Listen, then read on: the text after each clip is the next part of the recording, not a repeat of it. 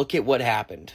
Look at what happened. Every single one of your films flopped because you didn't use it. Now, this is average Spider-Man fan behavior, and I'm sorry, buddy, I'm gonna have to fundamentally disagree with you, so let's get right into it. Now, these movies didn't flop because they didn't use Spider-Man. They flopped because they were directed horribly, they were written horribly, and contrary to popular belief, the acting performances were horrible. And another thing that a lot of people tend to forget about is that the marketing for these movies were also not that great.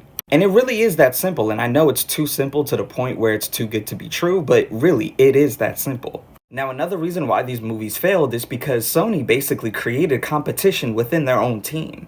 Now, instead of teaming up together and finding middle ground of ownership of these Marvel characters, they decided to create their own cinematic universe to compete with the MCU. And the reason why this is a huge mistake is because they thought they could create a big audience the same way that the MCU did within a couple of years. But the problem with that is that the MCU had 11 years to build their audience, but Sony tried to emulate that within just 4 to 5 years. And this led for them to rush to push these movies out. And we all know what happens when studios are trying to rush things. That leads for the movies to be written bad.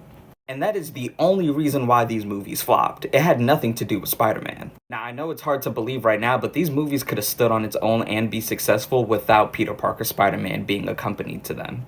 Because at the end of the day, it's all about execution. You could have a vision, but if you execute it poorly, then it's all gonna go downhill from there.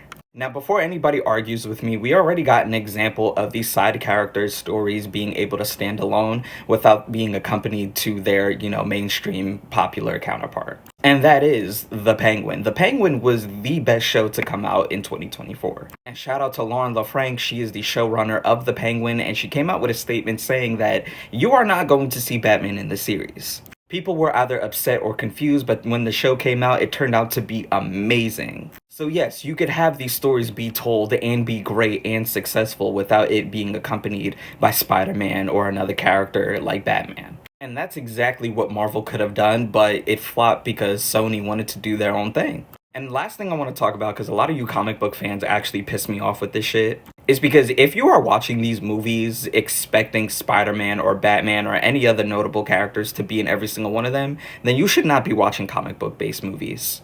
But y'all are not ready for that conversation, so I'll talk about that another time.